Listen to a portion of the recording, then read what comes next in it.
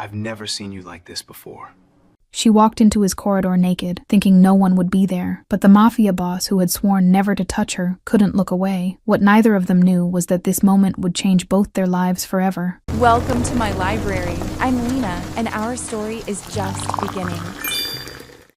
The panic attack hit me in the middle of my father's annual charity gala, surrounded by 300 people in designer gowns and enough diamonds to fund a small country, and the only thought in my oxygen-deprived brain was, get out, get away, find somewhere no one can see you fall apart. I made it to the private wing before my vision tunneled completely, stumbling past security who knew my face well enough not to question a cavaliere wandering where guests weren't allowed, and found the spa room my mother had installed last year, temperature-controlled pool, steam room, complete privacy from the circus happening 3 floors below. The dress came off in shaking hands, the corset that had been crushing my ribs for 4 hours abandoned with it, and I sank into the pool fully naked because modesty felt irrelevant when you couldn't breathe properly, and your entire carefully constructed life was imploding in slow motion. My father wanted me to marry Luca Ferrara. Not wanted, had arranged it, announced it at dinner 3 days ago like I was a business merger instead of his daughter, and when I'd said no, he'd looked at me with those cold eyes and said, "This isn't a request, Sienna. It's what's best for the family. The family. Always the family. The Cavalieri name.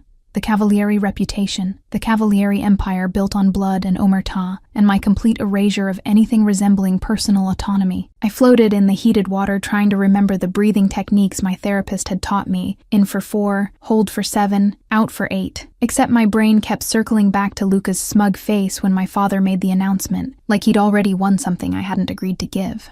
20 minutes in the pool, another 15 in the steam room letting the heat burn away the panic, and I finally felt human enough to get dressed and return to the gala and pretend I was the perfect Cavalieri daughter instead of someone actively suffocating under expectations she'd never asked for. Except when I walked out of the steam room toward where I'd left my dress. My brain still foggy from heat and residual anxiety. I didn't immediately register that the corridor wasn't empty anymore. I made it 3 steps, completely naked, skin flushed from steam and water still dripping from my hair, before I saw him.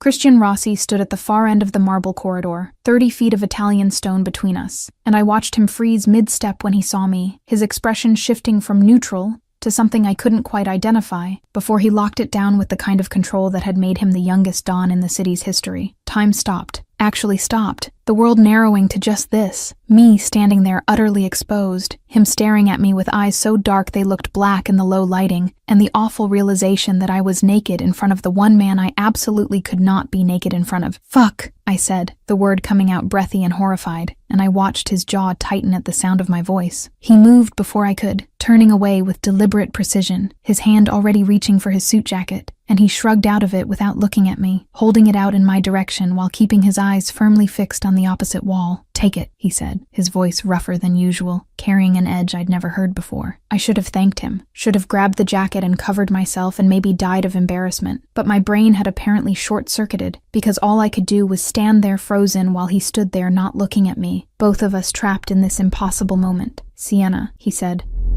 my name sounding different in his mouth, almost pained. "Take the jacket." That broke the spell enough for me to move, crossing the space between us on shaking legs and taking the jacket from his outstretched hand, our fingers brushing for half a second before he pulled back like I'd burned him. The jacket was warm from his body heat and smelled like him, something expensive and dark that I'd been noticing for years without admitting I was noticing, and I wrapped it around myself with shaking hands while he remained perfectly still not looking. "Thank you," I managed, my voice coming out smaller than I wanted. "What are you doing here?" Christian asked, and there was something careful in the way he said it, like he was choosing each word precisely. "This wing is supposed to be restricted during events. I needed air," I said, which wasn't quite a lie. "The gala was overwhelming, so you decided to go swimming," he said, and I heard something that might have been dark amusement beneath the words. "Naked. In a corridor." "The corridor was supposed to be empty," I shot back, embarrassment making me defensive, "and I wasn't in the corridor. I was in the spa room. I just miscalculated my exit timing. Clearly, Christian said, and I watched his shoulders shift slightly, tension radiating from him in waves. We stood there in awful silence, him still determinedly not looking at me wrapped in his jacket, trying not to think about the fact that he'd seen me completely naked, and that I could never unknow that he knew exactly what I looked like without clothes. You can turn around now, I said finally, checking that the jacket covered everything important. I'm decent, relatively. I don't think that's a good idea, Christian said, and something in his voice made my skin prickle with awareness. Why not? Because, he said carefully, if I turn around right now, I'm going to be thinking about what's under that jacket. And I can't afford to think about that. The honesty of it hit me like a physical blow, heat flooding through me that had nothing to do with the steam room, and everything to do with the way his voice had dropped on those words. Christian, you should go back to the gala, he interrupted, his tone shifting back to the careful control I was used to. People will notice you're missing. People always notice when I'm missing, I said bitterly. That's the problem. I saw his head tilt slightly, like he wanted to look at me but was restraining himself. What's going on, Sienna? The use of my first name instead of the formal address he usually employed made something in my chest tighten, and before I could stop myself, I said, my father wants me to marry Luca Ferrara. The temperature in the corridor dropped about 20 degrees. When? Christian asked, his voice going flat and dangerous. And he announced it 3 days ago, I said. Apparently it's already arranged. I just forgot to have an opinion about my own life. And you don't want to marry him, Christian said, and it wasn't quite a question. I don't want to marry anyone, I replied, especially not someone my father picked because it's good for the family, but apparently my wants don't factor into Cavalieri business decisions. Christian was quiet for a long moment, and I watched the line of his shoulders shift like he was processing something complicated. Your father is making a mistake, he said finally. Which part? I asked. Arranging my marriage, or picking Luca specifically? Both, Christian said. And there was steel in his voice now. Luca Ferrara is a liability waiting to happen. He's reckless with money, careless with secrets, and too ambitious for someone with his limited capabilities. Your father should see that. My father sees an alliance with the Ferrara shipping routes, I said tiredly. That's all that matters. That's not all that matters, Christian corrected, and I heard frustration bleed into his tone. You matter. Your future matters. Whether you're happy matters. The words hit harder than they should have, and I felt tears burn behind my eyes that I absolutely refused to let fall. Not here. Not in front of him. Why do you care? I asked, and the question came out more vulnerable than intended. Christian finally turned around. His eyes met mine across the 5 feet of space between us, and I saw something in them that made my breath catch, heat and restraint, and something darker that looked almost like longing. That's a dangerous question, he said quietly, with a more dangerous answer. Tell me anyway, I said, because apparently nearly dying of embarrassment had destroyed my sense of self-preservation. Because, Christian said, his voice dropping lower, more intimate, you've always mattered to me, even when you shouldn't have, even when I swore you wouldn't. The confession hung between us, charged with years of unspoken things, and I felt the weight of his gaze like a physical touch. We can't, I started, but he held up a hand. I know, he interrupted. Believe me, I know. You're Giovanni Cavalieri's daughter. I'm the Rossi Don. Our families have an understanding that specifically excludes me ever crossing certain lines with you. What lines? I asked, my heart hammering. All of them, Christian said bluntly. Your father and mine made an agreement years ago. Before I took over, you're protected. Sienna, protected means untouchable. Protected means I don't get to look at you the way I want to look at you. Don't get to think about you the way I constantly think about you. And definitely don't get to see you naked in corridors even when the universe apparently has a sense of humor. And I should have been offended by the idea of being protected, like I was property. But all I could focus on was the part where he thought about me constantly, wanted to look at me differently, was fighting restraint as hard as I suddenly was. And what if I don't want to be protected? I asked. The words reckless and dangerous and entirely honest. Something flared in Christian's eyes, hot and predatory, before he controlled it. Then you'd still be protected, because I gave my word, and I don't break my word, even if I asked you to, especially then, he said, but his voice had gone rough again. Sienna, you need to go back to the gala. You need to put on your dress, return my jacket, and pretend this never happened. What if I can't pretend? I challenged. Then we're both in trouble, Christian said, and I heard the truth of it beneath the careful control. Because I've spent 5 years pretending I don't notice everything about you, and seeing you like this just made that approximately 1,000 times harder. 5 years, I repeated, my brain catching on that number. You've been noticing me for 5 years. Since you were 20. and came home from university for your father's birthday party wearing that red dress, Christian admitted, and he looked almost angry at himself for saying it. You laughed at something your brother said and the whole room lit up, and I realized I was completely fucked because I wanted you and I could never have you. The honesty was devastating, and I took a step toward him without thinking. Watching him tense like my proximity was physically painful. Don't, he said, holding up a hand. Don't come closer. I'm barely holding on to my control as it is. Maybe I don't want you to have control, I said, surprising myself with the boldness. Maybe I don't have a choice, Christian countered. Your father would kill me, actually kill me, and I deserve it for breaking my word. My father is trying to marry me off to Luca Ferrara, I said, anger making my voice sharp.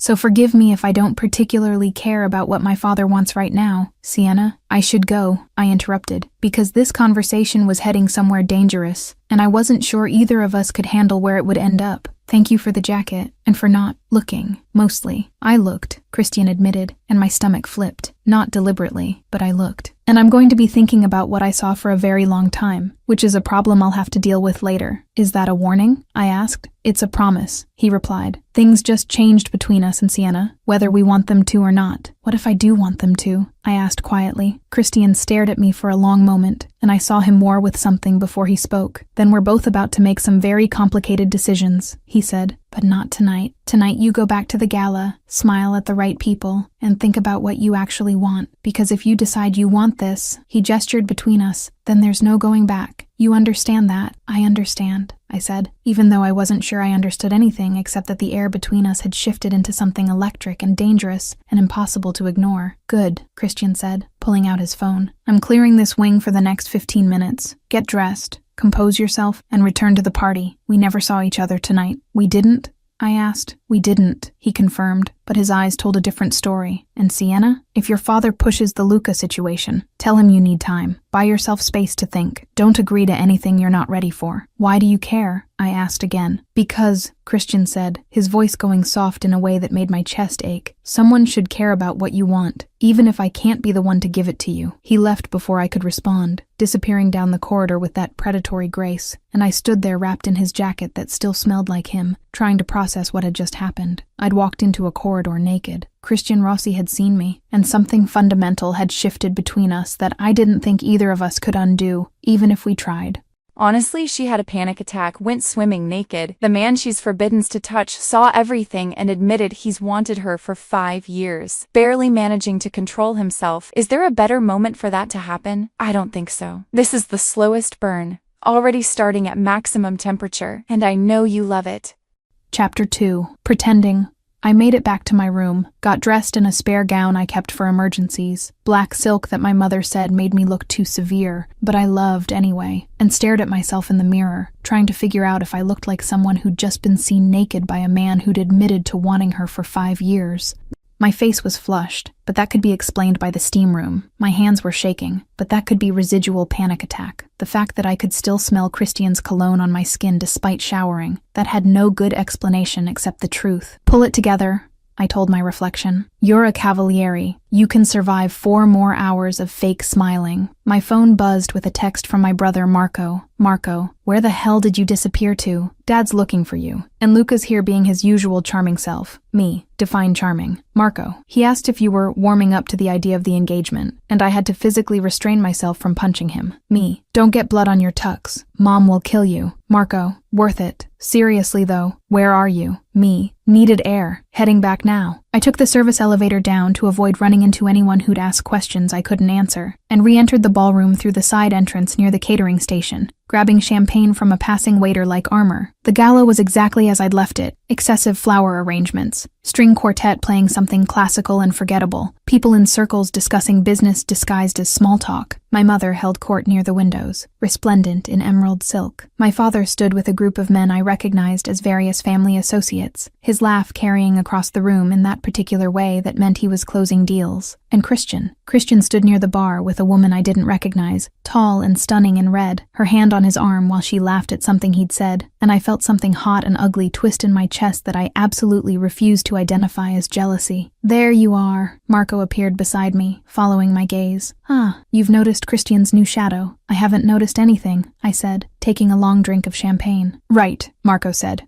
utterly unconvinced. That's why you're glaring at Valentina Russo like she personally offended you. I'm not glaring, I protested. You're absolutely glaring, Marco corrected. It's very obvious, also very interesting, considering you've spent years pretending Christian Rossi doesn't exist. I don't pretend he doesn't exist, I said, and I acknowledge his existence in appropriate professional contexts. Appropriate professional contexts, Marco repeated mockingly. Sienna, you literally leave rooms when he enters them. You've perfected the art of looking through him at family dinners. You once hid behind a plant at Uncle Tommaso's wedding to avoid talking to him. That plant was strategically located, I said defensively. You're ridiculous, Marco said fondly, but I love you anyway. Now tell me why you're back to glaring at Valentina. I wasn't glaring anymore, because Christian had looked up and our eyes met across the ballroom, and I watched recognition flare in his expression before he controlled it, his face going carefully neutral while Valentina continued talking. Oblivious. I'm not glaring, I repeated, but my voice came out slightly breathless.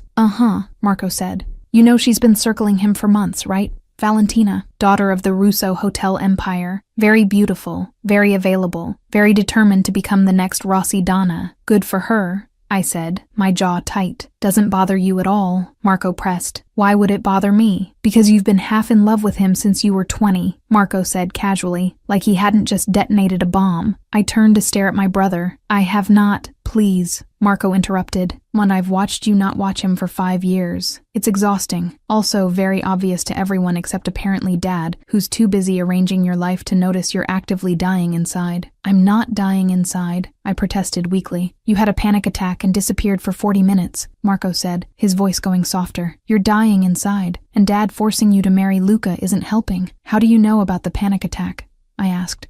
Because I know you, Marco said simply. You get that look in your eyes when you're about to break, and you disappear to somewhere with water, pool, beach, bath, whatever. You've done it since we were kids. The observation was so accurate, it made my throat tight. I hate that you know me so well. I'm your brother, Marco said. It's literally my job. Now, are we going to talk about the Christian situation? Or are you going to keep pretending you don't care while mentally murdering Valentina? There is no Christian situation, I said firmly. Then why is he staring at you like you're the only person in this room? Marco asked, and I made the mistake of looking again. Christian was still near the bar, Valentina still talking animatedly, but his attention was entirely on me, his dark eyes tracking my every movement with an intensity that made my skin feel too tight. He's not staring, I said. He's absolutely staring, Marco corrected. And you're staring back. This is the most interesting thing that's happened at one of Dad's boring events in years. Before I could respond, Luca Ferrara appeared in my peripheral vision, moving through the crowd with his usual swagger, and I felt Marco tense beside me. Incoming, my brother muttered. Try not to throw your champagne in his face. Mom will never forgive you. No promises, I said. Luca reached us with a smile that probably worked on other women but made my skin crawl. Sienna, you look beautiful tonight. Where have you been hiding? I wasn't hiding, I said evenly. I was unavailable. Well, you're available now, Luca said, completely missing or ignoring the distinction. Dance with me. We should get to know each other better before the engagement becomes official. The engagement isn't official, I corrected. And I don't dance. Everyone dances at galas, Luca said, reaching for my hand. And then I'll be the exception, I replied, pulling back before he could touch me. Something flashed in Luca's eyes, irritation beneath the charm. Your father mentioned you might need some convincing about our arrangement. I'm happy to be patient, but eventually you'll need to accept reality. Reality is, I don't want to marry you, I said bluntly, too emotionally exhausted to be diplomatic. No amount of patience changes that. Sienna, Marco started,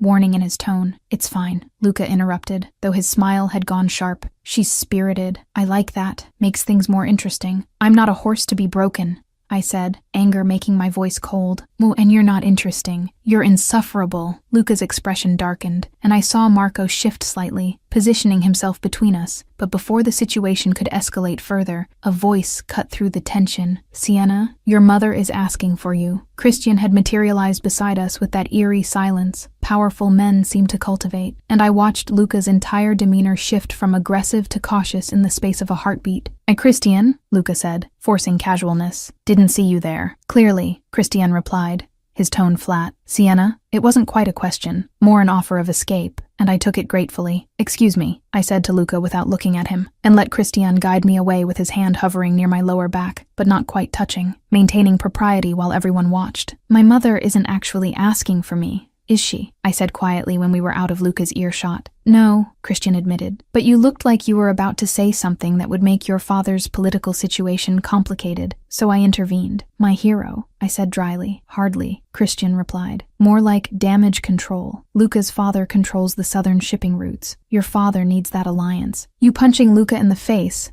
which you absolutely looked ready to do, would complicate things. I wasn't going to punch him, I protested. Your brother was, Christian observed, which would have been equally problematic. We'd reached a quieter corner near the garden doors, far enough from the main crowd that we could talk without being overheard, and I turned to face him properly for the first time since the corridor. Thank you, I said, for the rescue. Even if it was just damage control. It wasn't just damage control, Christian said, and his voice dropped lower. I don't like the way he looks at you. How does he look at me? I asked. Like you're something he owns, Christian replied, and there was steel beneath the words. Like your refusal is just an obstacle to work around instead of an actual answer. Welcome to my life, I said bitterly, where my opinions are suggestions, and my father makes all actual decisions. That's not sustainable, Christian said. Tell that to Giovanni Cavalieri, I replied. See how far it gets you. I might, Christian said, surprising me. If the alternative is watching you get forced into something that makes you miserable, why would you do that? I asked. It's not your problem. Because, Christian said, his eyes finding mine with that same intensity from the corridor. I told you I gave my word about certain lines I wouldn't cross. I never said I'd stand by and watch you get hurt. That's a dangerous distinction, I said, echoing his words from earlier. It's an important one, he corrected. And then Valentina appeared, her smile bright and possessive as she slipped her arm through Christian's. And there you are, she said, completely ignoring me. You disappeared. I was telling you about the charity auction next month and you just vanished. I apologize, Christian said smoothly, though I noticed he didn't pull away from her touch. I had business to handle. Business, Valentina repeated, finally seeming to notice my existence. Oh, hello, Sienna. You look lovely tonight. That dress is very severe. Thank you, I said with false sweetness. Severe is what I was going for. How unique, Valentina replied, and I couldn't tell if she was being genuine or subtly insulting. Christian, we should get back. Your mother wanted to introduce me to someone. Of course, Christian said, and I watched him shift back into perfect propriety, the moment between us dissolving like it had never existed. Sienna, give your mother my regards. He left with Valentina attached to his arm like an accessory, and I stood there trying not to watch them go, trying not to notice how easily he walked away, trying not to care that she got to touch him casually while I was forbidden from even being too close. That looked painful, Marco said, reappearing with fresh champagne. I have no idea what you're talking about, I said, accepting the glass. Right, Marco said. Because you definitely weren't imagining creative ways to make Valentina disappear. I don't know her well enough to imagine her disappearance, I said primly. But you'd like to, Marco observed. Shut up, I said without heat. This is going to be a disaster, my brother said cheerfully. You, Christian, Valentina, Luca, Dad's political machinations. It's like watching a very expensive train wreck in slow motion. Thank you for that comforting assessment, I said dryly. Any time, Marco replied. For what it's worth, Christian looked ready to murder Luca when he grabbed at you. He didn't grab at me, I corrected. He reached. There's a difference. Not to Christian, apparently, Marco said. Seriously, Sienna, what happened between you two? You've been weird all night, and he's been watching you like you're about to disappear. Nothing happened, I lied. You're a terrible liar, Marco observed. I'm an excellent liar, I corrected. You just know me too well. So something did happen, Marco pressed. Drop it, I said, finishing my champagne. Please, Marco, just drop it. My brother studied me for a long moment, then nodded. Okay, dropped. But Sienna, whatever's going on, be careful. Christian Rossi might be a good man by Mafia standards, but he's still a Don, and you're still a Cavalieri. That's a complicated equation. I know, I said quietly, watching Christian across the ballroom, laughing at something Valentina said while his eyes tracked my movements. Believe me, I know, but knowing something was complicated didn't make wanting it any less consuming, and I was starting to realize I wanted Christian Rossi more than I'd ever wanted anything in my carefully controlled life, which was absolutely, definitely, catastrophically going to be a problem. She's shooting furious looks at Valentina. Her brother knows she's been half in love with Christian for years. Luca is being disturbingly possessive. Christian rescued her and admitted he doesn't like the way Luca looks at her. And now she's watching him with another woman while burning with jealousy she refuses to admit. The intensity is intensing. Chapter 3. Professional Distance. I made it through the rest of the gala by drinking exactly enough champagne to be numb but not sloppy, avoiding both Luca and Christian with equal determination, and perfecting the art of looking engaged in conversations I wasn't actually listening to. By the time the last guests left around 2 a.m., I was exhausted in ways that went beyond physical, and I retreated to my childhood bedroom in my father's house because driving home felt impossible. Sleep didn't come easy. Every time I closed my eyes, I saw Christian's expression when he'd seen me in that corridor, the way his jaw had tightened, the rough edge to his voice when he'd admitted thinking about me for 5 years, and I felt heat flood through me that had absolutely no business existing given our circumstances. My phone buzzed at 3 a.m. with a text from an unknown number. Unknown, you looked beautiful tonight. Even in the severe black dress, my heart stopped. Me, who is this? Unknown, you know who this is. Me, Christian. Unknown, I'm saving you in my contacts under something innocuous. Family business. If anyone looks, it's work-related. Me, is this work-related? Christian, no. Me, then why are you texting me at 3 a.m.? Christian, because I can't sleep.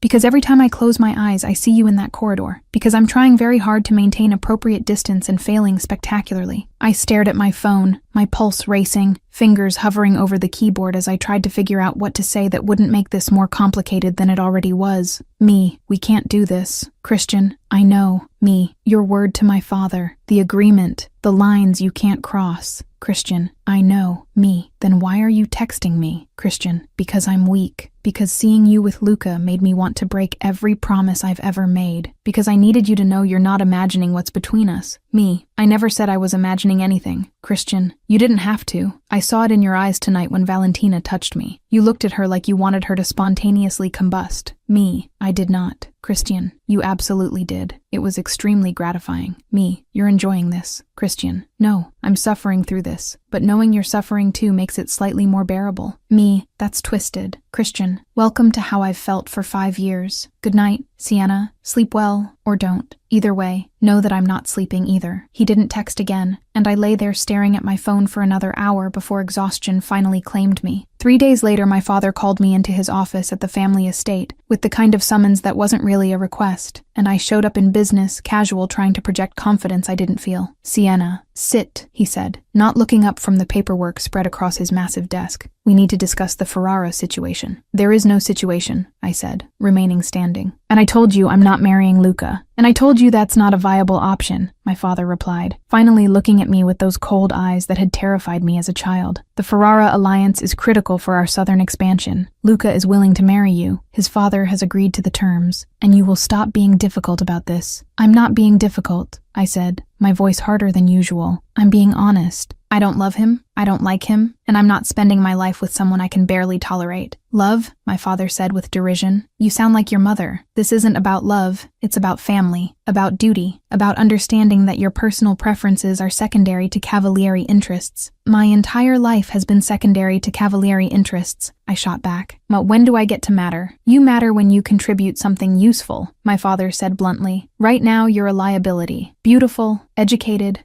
completely wasted potential because you refuse to use the one asset you have, your name and your marriageability. The words hit like physical blows, but I kept my expression neutral because showing hurt to Giovanni Cavalieri was showing weakness. I have other assets, I said carefully. My business degree, my language skills, my understanding of the family operations, all useless if you can't leverage them properly, my father interrupted. The Ferrara marriage gives us access to shipping routes that would take years to develop otherwise. That's leverage. That's useful. Your feelings about Luca are irrelevant. They're relevant to me, I said. Then you're more naive than I thought, my father replied, returning to his paperwork in a clear dismissal. The engagement will be announced in 2 weeks at the Rossi Charity Gala. I suggest you adjust your attitude by then. And if I don't, I challenged. My father looked up with an expression that made my blood run cold. Then I'll adjust it for you. You're a Cavalieri, Sienna. Start acting like one. I left his office with my hands shaking and rage burning in my chest, and nearly collided with Christian, who was apparently arriving for a meeting I hadn't known was scheduled. Sienna, he said,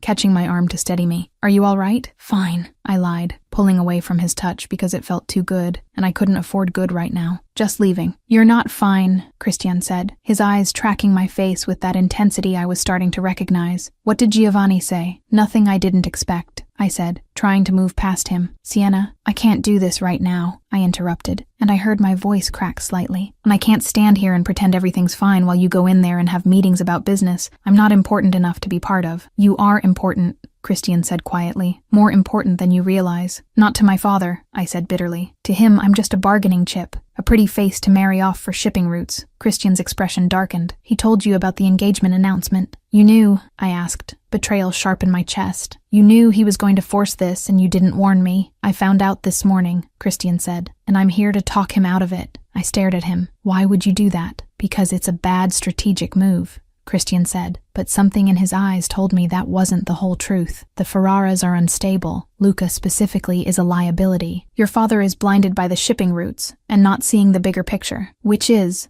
I asked, that marrying you to Luca weakens the Cavalieri position instead of strengthening it, Christian said. And I'm going to make sure Giovanni understands that before this goes any further. He won't listen to you, I said. He will if I present it correctly, Christian replied with certainty. Trust me. I barely know you, I said, even though it felt like a lie. Why would I trust you? Because I've never lied to you, Christian said simply. Because I told you someone should care about what you want, and I meant it. And because right now, I'm the only person in this house who's trying to protect your interests instead of exploit them. Before I could respond, my father's voice called from inside the office. Christian, are you planning to stand in the hallway all day or actually attend this meeting? Go, I said quietly. Do whatever you're going to do. I'll be in the garden if it matters. It matters, Christian said, and something in the way he said it made my chest tight. I escaped to the gardens before anyone else could trap me in conversations I didn't want to have, finding the secluded bench near the fountain where I'd hidden as a teenager when things got overwhelming, and tried to process the fact that my father was announcing my engagement in 2 weeks and Christian Rossi was apparently trying to stop it. My phone buzzed. Marco, Dad just told me about the engagement announcement. I'm sorry. Sienna.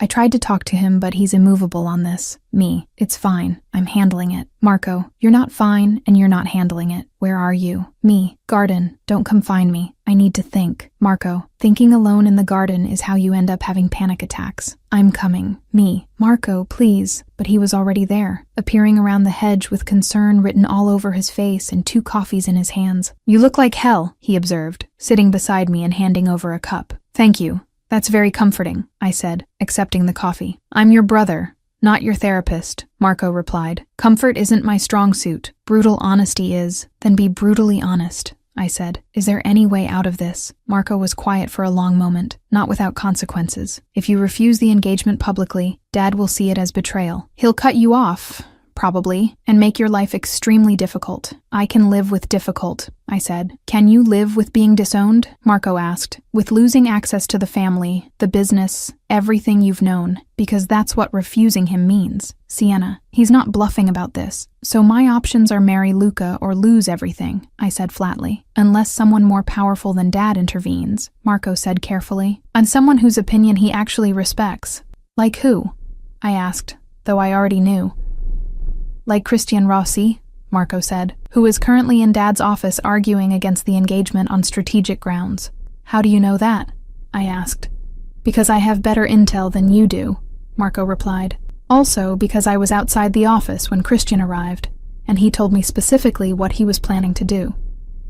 Which was interesting, considering he has no obligation to care about our family politics. He says it's bad strategy, I said. He says it's bad strategy, Marco agreed. But he looks at you like it's personal, which is far more interesting. He doesn't. Sienna, I love you, but you're terrible at reading obvious signals, Marco interrupted. Christian Rossi has been circling you for years with perfect propriety, maintaining exactly the right distance, being completely professional, and now suddenly he's fighting Dad about your marriage. That's not strategic, that's personal. You don't know that, I said weakly. I know he left his meeting with Dad 3 minutes ago and is currently walking toward the gardens, Marco said, standing up. And so I'm going to make myself scarce, and you're going to have whatever conversation you two clearly need to have. Marco, trust me on this, my brother said, or don't. Either way, I'm leaving. He disappeared before I could argue, and 60 seconds later, Christian appeared, his expression tight with tension. Jacket off and tie loosened like the meeting had been difficult. How did you know I was here? I asked. Marco told me, Christian said, sitting beside me without asking permission. Very specifically told me, along with a thinly veiled threat about what would happen if I hurt you. Did he? I asked, something warm blooming in my chest. He's protective of you, Christian observed. It's admirable. Did you talk to my father? I asked, deflecting. Yes, Christian said, and I watched his jaw tighten. He's not budging on the engagement. I presented every strategic reason why it's a bad move, and he dismissed all of them. So it didn't work, I said, trying not to let disappointment show. I didn't say that, Christian corrected. I said he's not budging, but I planted seeds, made him think about the instability of the Ferrara organization, the risks of tying the Cavalieri name to theirs, the potential complications if Luca's recklessness causes problems. That doesn't stop the announcement, I pointed out. No, Christian agreed, but it buys time. And time is what you need right now to figure out what you actually want. I know what I want, I said, the words coming out before I could stop them. I want my father to see me as something more than a bargaining chip. I want to matter for who I am, not who I can marry. I stopped, because what I wanted included the man sitting beside me, and saying that out loud felt impossible. What else do you want? Christian asked quietly, and something in his tone told me he already knew. Things I can't have, I said instead. Because they're forbidden, Christian said, and it wasn't a question. Because your father and mine made an agreement that protects you from men like me. What if I don't need protection? I asked, turning to face him properly. Then you're more reckless than I thought, Christian replied, but his eyes were dark with heat. Because men like me are exactly what you should be protected from. Why? I challenged. Because you're a Don? Because you're dangerous? Because you admitted you've wanted me for 5 years? All of those, Christian said. And because if I touch you, if I cross that line, there's no coming back. Your father would see it as betrayal. The alliance between our families would fracture. Everything your father has built would be at risk. Maybe I don't care about what my father built, I said recklessly. You don't mean that, Christian said. Don't tell me what I mean, I shot back. You don't get to stand there looking at me like that, telling me you can't have me, and then dictate how I feel about it. How am I looking at you? Christian asked, his voice dropping dangerously low. Like you're starving, I said, meeting his eyes. Like seeing me in that corridor broke something in your control, and you're barely holding on. I am barely holding on, Christian admitted. Seeing you naked, seeing Luca touch you, watching Valentina try to stake a claim I can't challenge. I'm barely fucking holding on, Sienna. The raw honesty in his voice made my breath catch, and I watched him struggle with restraint that was visibly crumbling. Then stop holding on, I said, reckless and desperate and tired of pretending. Stop fighting this. I can't, Christian said. But he'd shifted closer, close enough that I could feel his body heat. I gave my word, to my father, I said, not to me, and I never agreed to be protected from you. Sienna, kiss me, I interrupted. Right here, right now. Kiss me and prove this isn't just in my head. If I kiss you, Christian said, his hand coming up to cup my face with devastating gentleness, everything changes. You understand that. I'm counting on it, I said, and then his mouth was on mine. The kiss was nothing like I'd imagined. Harder, hungrier, 5 years of restraint breaking into something consuming. His hand tightened on my face, his other arm pulling me closer, and I kissed him back with equal desperation, tasting coffee and want, and the kind of chemistry that made rational thought impossible. When we broke apart, we were both breathing hard, and I saw his control completely shattered in his expression. Fuck, he said eloquently. Yeah, I agreed, my lips feeling swollen and sensitive. That can't happen again, Christian said, but he hadn't let me go, his hands still on me like he couldn't quite make himself release me. Why not? I challenged. Because your father will find out, Christian said. Because there are eyes everywhere in this house. Because someone already saw us. My blood ran cold. What? Look to your left, Christian said quietly. Past the hedge, there's a security camera. It's been recording this entire conversation. I turned and saw it, the small dome camera mounted on the garden wall, perfectly positioned to capture everything. Oh my God, I whispered. Your father watches the feeds, Christian said, and I heard resignation in his voice, which means he's probably already seen this, which means we're both about to have very complicated problems. What do we do? I asked. We face consequences, Christian said, finally releasing me and standing, and hope that what we just started is worth what it's about to cost us. He left before I could respond, and I sat there in the garden with my lips still tingling, and the horrifying realization that my father had probably just watched me kiss the one man I was explicitly forbidden to touch, and that everything was about to get catastrophically worse. Chapter 4. Consequences. I made it exactly 4 hours before my father summoned me back to his office. And the fact that he waited even that long told me he was planning his response carefully, which was infinitely more terrifying than immediate rage would have been. Marco intercepted me in the hallway outside, his expression grim. "He knows," my brother said without preamble. He watched the security footage, twice. "How bad?" I asked, my stomach dropping. "Bad enough that he sent Christian away without finishing their meeting," Marco said. "Bad enough that he's been making phone calls for the past 3 hours. Bad enough that Mom took one look at his face and left for her sister's house." "Fantastic," I said, trying to keep my voice steady. "Any other encouraging news?" "Luca's father called," Marco added. "Dad told him the engagement is moving forward immediately. As in, announcement tonight at some family dinner. I didn't know was happening until 20 minutes ago." The world tilted slightly. "Tonight. Apparently watching you kiss Christian Rossi accelerated Dad's timeline," Marco said. "He's making a statement. You belong to the Ferraras now, not the Rossis, and everyone needs to know it." "I don't belong to anyone," I said, anger cutting through fear. "Tell that to Dad," Marco replied. "Good luck. You're going to need it." He squeezed my shoulder once and left, and I stood outside my father's office for a long moment, gathering courage before finally knocking. "Enter." My father's voice came through, cold and controlled. I walked in to find him behind his desk, a tablet in front of him showing a paused image of the garden, of me and Christian, caught in the moment right before he'd kissed me. "Sit," my father said, not looking at me. I sat, keeping my expression neutral even though my heart was hammering. "Explain," my father said, finally looking up. "Explain why I just watched security footage of you kissing Christian Rossi in my garden after I explicitly forbade any personal involvement between you two." I started, but he held up a hand. "Actually, don't explain," he interrupted, "because there is no explanation that makes this acceptable. You knew the rules. You knew why those rules existed, and you broke them anyway. The rules are yours. Not mine," I said, finding my voice. "I never agreed to them." "You didn't have to agree," my father said coldly. "You're a cavaliere. That means you follow cavaliere rules whether you like them or not. Even when those rules mean sacrificing my entire life?"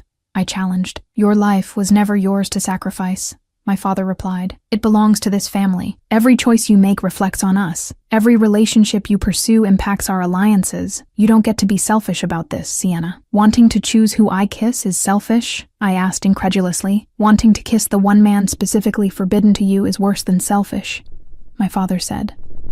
"It's stupid. Do you have any idea what you've risked? The agreement between our families exists for a reason.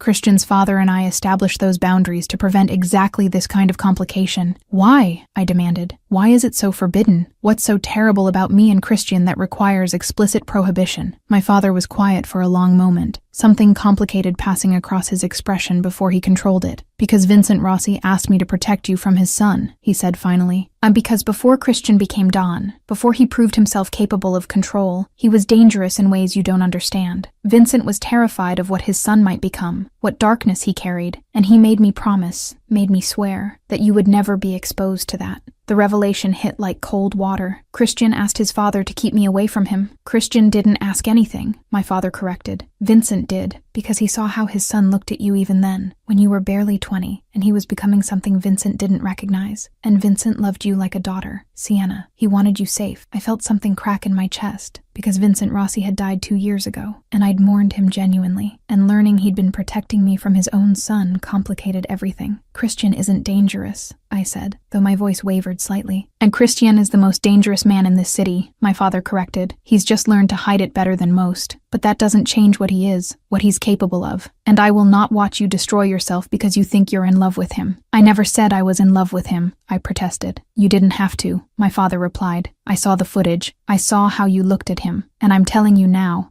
as your father, that this ends today. You will attend dinner tonight. You will sit beside Luca Ferrara, and you will smile when I announce your engagement. Do you understand? And if I refuse?"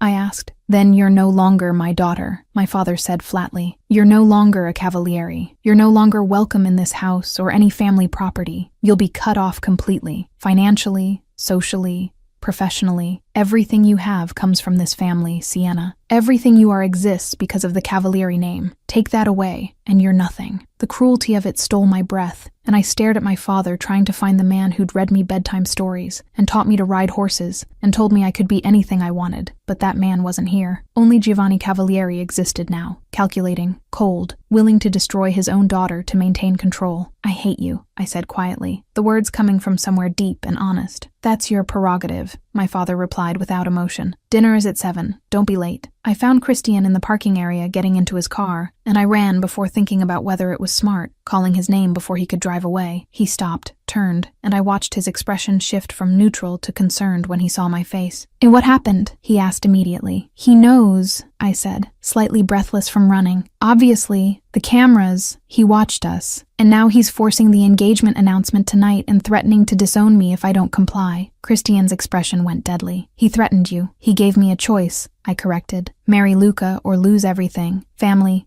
money, name, all of it. That's not a choice, Christian said, his voice hard. And that's coercion. It's my reality, I replied. And I need to know, did your father really ask mine to keep us apart? Was that true? Christian went very still. He told you about that. So it's true, I said, something in my chest constricting. Your father was protecting me from you. My father was protecting you from who I might become, Christian corrected carefully. He knew I was taking over operations that required certain moral compromises. He knew the kind of man the position would make me, and he loved you enough to make sure you'd never be collateral damage to that transformation. And you agreed to this? I asked. You let him dictate who you could care about. I didn't have a choice, Christian said. My father was dying. It was one of his last requests, that I protect you by staying away from you. How could I refuse that? By being honest, I said. By telling me years ago instead of letting me think you just weren't interested. If I'd told you, would it have changed anything? Christian challenged. Your father would still forbid it. My promise would still exist. We'd still be exactly where we are now, wanting something we can't have. At least I'd have known why, I said, tears burning behind my eyes that I refused to let fall. At least I wouldn't have spent 5 years wondering what was wrong with me that you'd never even look at me properly. Nothing is wrong with you, Christian said fiercely, moving closer. Everything is wrong with me. I'm the problem, Sienna. I'm the reason we can't have this. No, I said. They are. My father. Your father. All these men making decisions about my life without asking what I want. I'm so tired of being protected from things I might actually choose if anyone bothered to give me the option.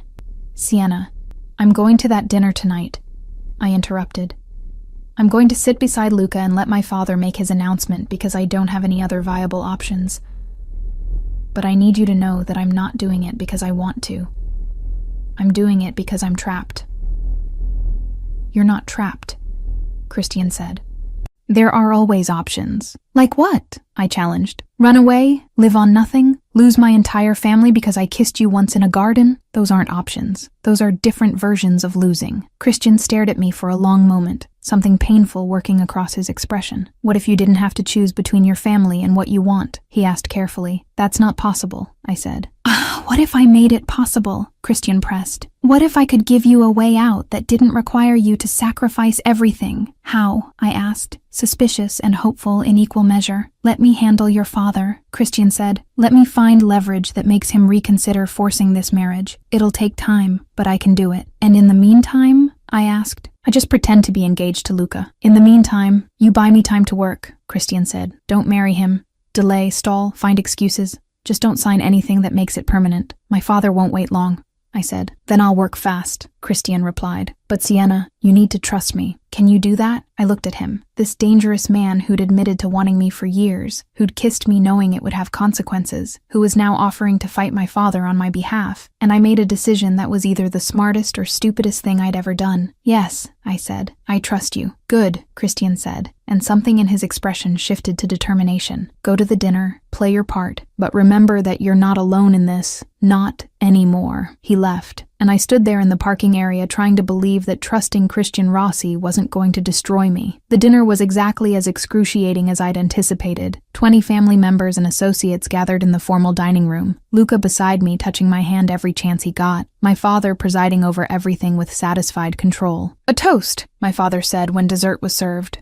raising his wine glass. To my daughters Sienna and Luca Ferrara, whose engagement I'm pleased to officially announce tonight. May their union strengthen both our families for generations. Everyone raised glasses, offered congratulations, and I sat there with a frozen smile while Luca kissed my cheek possessively and my mother watched with worried eyes from across the table. You look beautiful tonight, Luca said in my ear, his hand sliding to my thigh under the table. Soon I'll get to see exactly how beautiful. Touch me again, and I'll stab you with this fork, I said pleasantly, not bothering to lower my voice. Luca pulled back, irritation flashing across his face. voice. You need to adjust your attitude, Sienna. We're engaged now. That means you belong to me. I don't belong to anyone, I said, moving his hand away. Your father seems to think differently, Luca replied, and there was an edge to his voice now. And what Giovanni Cavalieri says goes, doesn't it? Before I could respond, my phone buzzed with a text. Christian, breathe. You're doing fine. Just a few more hours. Me. How do you know I need to hear that? Christian. Because I know you, and because I'm watching. Me. That's slightly creepy. Christian. That's comprehensive protection. There's a difference. I looked up and scanned the room, finding Marco near the window with his phone out, and realized he was keeping Christian updated. Me. Using my brother as a spy? Christian. Using your brother as an ally. He volunteered. Me. This is insane. Christian, this is necessary. Now smile at something Luca says. Make it look real. Your father is watching. I looked at my father, found him staring at me with calculating eyes, and forced myself to smile at something inane Luca was saying about honeymoon destinations. Christian, better. Now get through dessert and you can escape. I'll be waiting when you do. The promise of that,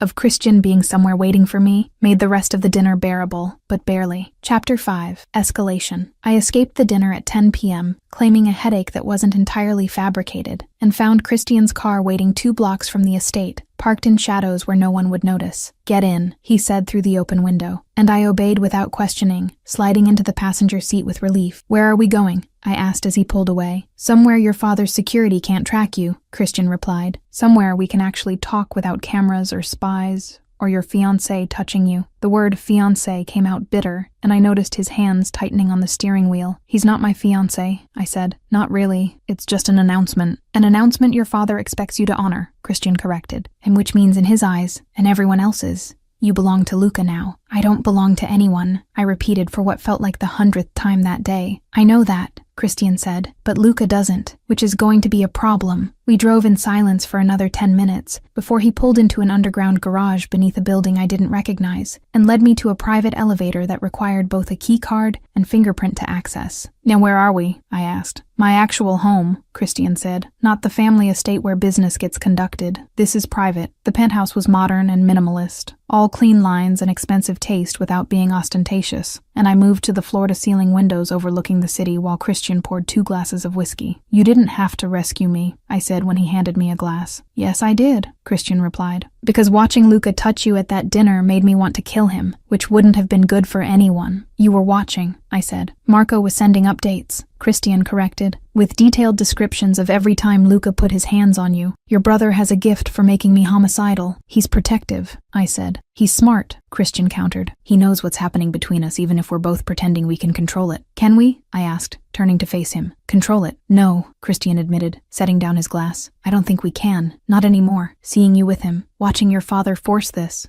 Knowing you're trapped. I'm past the point of being able to walk away from this. Then don't walk away, I said, moving closer. And stop fighting it. And if I stop fighting it, Christian said, his voice rough, everything gets complicated. Your father will retaliate. The alliance between our families will fracture. People could get hurt. People are already getting hurt, I pointed out. I'm getting hurt. Being forced into a marriage I don't want. Losing autonomy over my own life. Sacrificing everything because men made agreements about me without my input. I know, Christian said, and I heard real pain in his voice. And I'm trying to fix it, but that takes time. Time where you have to play along with your father's plans. How much time? I asked. I don't know yet, he admitted. I'm gathering information on the Ferrara organization, looking for leverage that makes your father reconsider. But it's delicate work. If I push too hard, too fast, it could backfire. My phone buzzed, and I pulled it out to find a text from an unknown number. Unknown. Enjoyed meeting you tonight. Bella, looking forward to getting to know you better. Much better. L.A. Luca has your number, Christian observed, reading over my shoulder, and his voice had gone dangerous. Apparently, I said, deleting the message. My father probably gave it to him. Luca, don't delete my messages. That's rude. We're engaged now. You should be more accommodating. Luca, I know you're not actually interested. I saw how you looked at Christian Rossi at the gala, but that doesn't matter. You're mine now whether you like it or not. Ice flooded my veins, and I watched Christian read the messages, his expression going absolutely lethal. He's threatening you, Christian said flatly. He's being an asshole, I corrected. There's a difference. Not to me, Christian replied, taking my phone and typing a response before I could stop him. Me. This is Christian Rossi. If you text Sienna again with anything remotely inappropriate, you'll regret it. Cram. You can't do that, I protested, grabbing for the phone. I just did, Christian said, holding it out of reach. And he needed to know there are consequences for harassing you. My phone immediately started ringing, Luca calling back, and Christian answered on speaker. What the fuck, Rossi? Luca's voice came through angry and slightly panicked. You have no right to answer Sienna's phone. I have every right when you're sending her threatening messages, Christian replied, his voice deadly calm. Back off, Luca. This is your only warning. She's my fiancé. She's Giovanni's daughter, who you're forcing into an arrangement she doesn't want, Christian interrupted. And if you push this, if you make her uncomfortable or unsafe in any way, you'll answer to me personally. Do we understand each other? Silence on the other end. Then, this isn't over. Yes, Christian said. It is. He hung up and handed me back my phone, and I stared at him trying to process what had just happened. You just threatened a made man, I said, on my behalf, using my phone. Yes, Christian agreed. My father is going to find out. I continued. Luca's going to tell him. This is going to make everything worse. Good, Christian said, surprising me. Let him tell your father. Let Giovanni know that you're not unprotected, that touching you has consequences, that forcing you into this marriage means dealing with me. That's insane, I said. You're starting a war over me. I'm preventing one, Christian corrected. Because if Luca continues down this path, if he thinks he can threaten or intimidate you, things will escalate. Better to draw the line now. Make it clear you're not an easy target. I'm not a target at all, I protested. I'm just trying to survive my father's political machinations. You became a target the moment your father announced that engagement, Christian said, because now everyone knows you're valuable, vulnerable, and being used as a pawn. That makes you currency in a game you didn't ask to play. The words chilled me because they were true, because I'd never thought about it that way, but absolutely should have. So what do? I asked. You let me protect you, Christian said. You stay here tonight where it's safe. You don't go home alone, and you don't engage with Luca until I've handled him. Handle him how? I asked warily. However I need to, Christian replied, and something in his expression reminded me exactly who I was talking to. Not just a man I was attracted to, but a Don who'd built power on calculated violence. I don't want you to hurt him, I said carefully. I won't hurt him unless he makes it necessary, Christian said. But Sienna, you need to understand something. I've spent 5 years keeping my distance, maintaining propriety, honoring agreements made by dead men. But the moment your father forced this engagement, the moment Luca started treating you like property, all of that ended. I'm not walking away anymore. I'm not pretending I don't care. And I will do whatever it takes to keep you safe, even if that means war. The declaration hung between us, fierce and absolute, and I felt something in my chest crack open, because someone was finally fighting for me, instead of just deciding my fate. Thank you, I said quietly. Don't thank me yet, Christian replied. Thank me when this is over and you're free. My phone buzzed again. My father this time. Dad, Luca called, extremely upset. Christian Rossi answered your phone. Explain. Now. He already knows, I said, showing Christian the message. Then we deal with it, Christian said calmly. Together. You're not facing him alone anymore. And standing there in his penthouse with the city spread below us, and consequences building like a storm, I realized I believed him. For the first time in my life, I wasn't alone, even if that meant everything was about to get infinitely more complicated. Chapter 6. Protection Mode. I woke up in Christian's guest room at 6 a.m. to 17. Missed calls from my father. 12 texts from Marco asking if I was alive. And 1 message from my mother that just said, "Call me. Please." Your father is having a very loud meltdown, Christian said from the doorway, holding coffee. I can hear him yelling through the phone from here. How long has he been calling you? I asked, accepting the cup.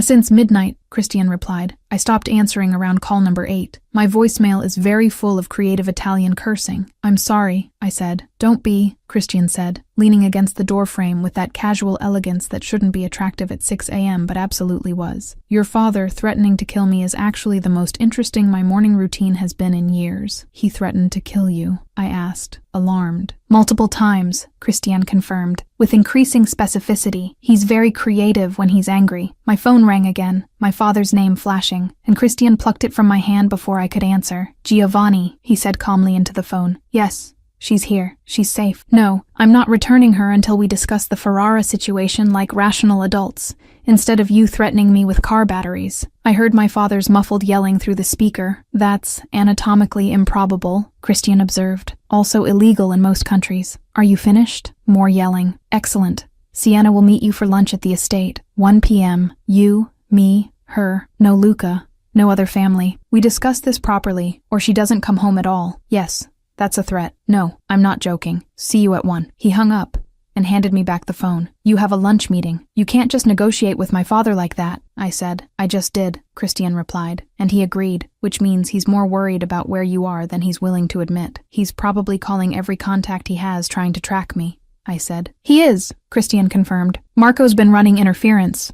Your brother is surprisingly good at misdirection. My phone buzzed with a text from Marco. Marco, Dad thinks you're at a spa in the countryside having a breakdown. I may have hacked the security system to show your car leaving toward the mountains at 4 a.m. You're welcome. Also, Christian Rossi's coffee is amazing. Can I live here too? Marco's here? I asked. He showed up at midnight demanding to know if you were safe, Christian said. I gave him coffee and access to my security systems. He's been having the time of his life. I found my brother in Christian's office, surrounded by monitors, eating pastries and looking delighted. This is the best espionage setup I've ever seen, Marco said by way of greeting. Did you know Christian has live feeds from half the major buildings in the city? It's beautiful. I'm in love. You're supposed to be sleeping, I said. Sleep is for people who aren't covering for their sister's forbidden romance, Marco replied cheerfully. Speaking of which, Valentina Russo has called Christian 43 times since midnight. I've been declining them. It's very satisfying. 43 times, I repeated, something unpleasant twisting in my chest. She's persistent, Marco said. Also probably suspicious. You disappear. Christian disappears. Suddenly he's not answering her calls.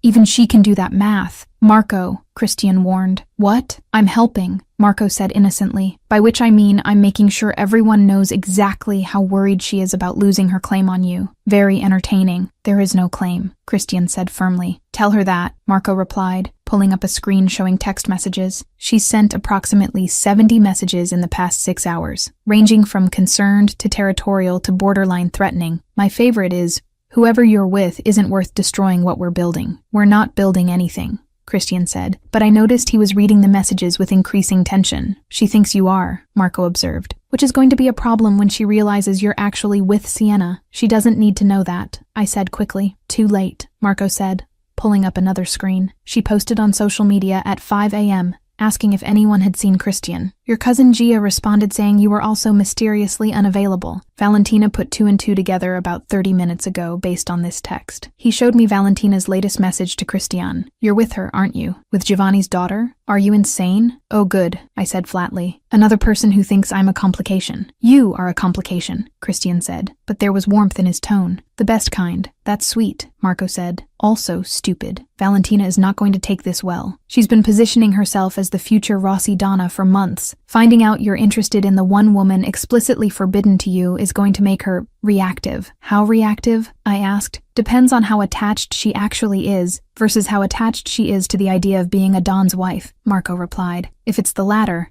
she'll back off gracefully. If it's the former, she'll make your life extremely difficult. My phone rang. Valentina, calling me directly. Don't answer that, Christian said immediately. She's going to know I'm avoiding her, I pointed out. Good, Christian replied. Let her know. Let everyone know. I'm done pretending. That's very romantic and also strategically terrible, Marco observed. But I support it emotionally. I answered the call before Christian could stop me. Hello, Sienna? Valentina's voice came through, syrupy sweet with an edge of steel. I'm so glad I caught you. I heard you weren't feeling well last night. Are you feeling better? Much better, I said carefully. Thank you for asking. Wonderful, Valentina said. I was hoping we could have lunch today. Girl talk. There's so much happening with your engagement to Luca, and I thought we should catch up properly. Just us. It wasn't a request. It was a challenge, and I heard the subtext clearly. I know something is happening, and we're going to discuss it. I have plans today, I said. Cancel them, Valentina replied, the sweetness dropping slightly. This is important. There are things you should know about certain situations before you make decisions you'll regret. Meaning, I asked, even though I knew exactly what she meant. Meaning Christian Rossi is not who you think he is, Valentina said bluntly. And getting involved with him will destroy you. As someone who cares about your family, I thought you deserved a warning. That's very considerate, I said, my voice going cold. But I don't need warnings about situations I'm not in. Aren't you? Valentina challenged. Because from where I'm standing, you disappeared the same night he did. Neither of you are answering calls, and suddenly your father is threatening war. That seems like a situation to me. My father is always threatening war, I said. It's his hobby. Don't play stupid, Sienna, Valentina snapped, the mask slipping entirely. I've spent months building something with Christian. I'm not letting Giovanni Cavalieri's spoiled daughter ruin that. because she's bored with her arranged marriage. I'm not spoiled, I said, anger making my voice sharp. And I'm not trying to ruin anything, but I'm also not discussing my personal life with someone I barely know. You're making a mistake, Valentina said. Christian doesn't do relationships. He does arrangements. Power plays, strategic alliances. Whatever you think is happening between you two, it's not real. It's just convenient rebellion against your father. Are you done? I asked coolly. No, Valentina said, but I will be after lunch. Noon. Russo Hotel Restaurant. Don't make me come find you, Sienna. You won't like what I have to say in public. She hung up, and I stared at my phone trying to process the fact that I'd just been threatened by someone I'd met exactly twice.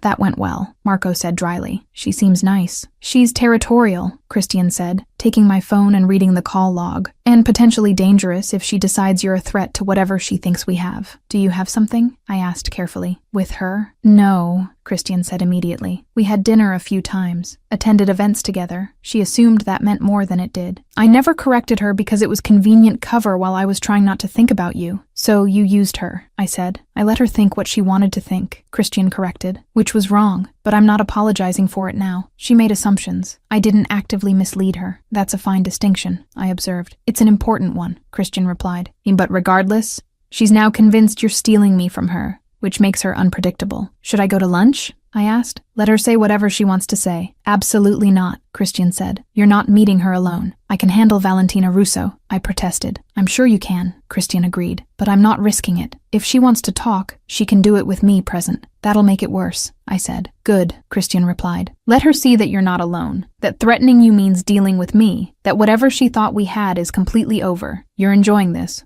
Marco observed. The whole protective possessive thing, you're leaning into it. I'm being practical, Christian corrected, but I saw the corner of his mouth twitch. You're being territorial, Marco said, which is fine, very understandable given the circumstances, but let's not pretend it's purely strategic. Marco, I said warningly. What? I'm just pointing out the obvious, my brother replied. Christian Rossi, known for being controlled and strategic, is currently threatening everyone who looks at you wrong. That's not strategy. That's enough, Christian interrupted. But there was amusement beneath the command. Don't you have somewhere to be? Nope, Marco said cheerfully. I cleared my entire schedule to watch this unfold. It's better than television. My phone buzzed again. My mother this time. Mom, your father is impossible. Come home. Bring Christian. We'll sort this out like civilized people instead of him threatening to dismantle the Rossi organization piece by piece. Mom wants us both for lunch, I said. That's probably wise, Christian agreed. Your mother is the only person your father occasionally listens to. She's also going to ask extremely uncomfortable questions about what's happening between us, I pointed out. Then we answer honestly, Christian said. We tell her we're figuring it out, that it's complicated, and that your father forcing you into an engagement you don't want accelerated things. She's going to have opinions, I warned. Everyone has opinions, Christian replied. But your mother actually cares about your happiness. That makes her opinion worth hearing. We arrived at the estate at 1 p.m. exactly, and I found my mother waiting in the garden with tea and the kind of serene expression that meant she was absolutely furious beneath the calm. Sienna, darling, she said, embracing me. Christian, thank you for bringing her home safely. Of course, Christian said. My husband is inside having what I believe the kids call a meltdown, my mother continued. He's threatened 5 different revenge scenarios, called the Rossi family twice, and possibly given himself an ulcer. So we're going to sit here calmly and discuss this situation before I let you see him. Understood? Yes, ma'am, I said, because arguing with my mother when she used that tone was pointless. Excellent, she said, pouring tea. Now, someone explain to me why my daughter spent the night at Christian Rossi's penthouse, why Luca Ferrara is claiming harassment, and why your father thinks the alliance between our families is collapsing. This was going to be a very long afternoon. Chaos is unfolding and Sienna's mom is making them have tea time to discuss the impending family war. This is chaos wrapped in Italian, politeness, and I'm obsessed, LOL.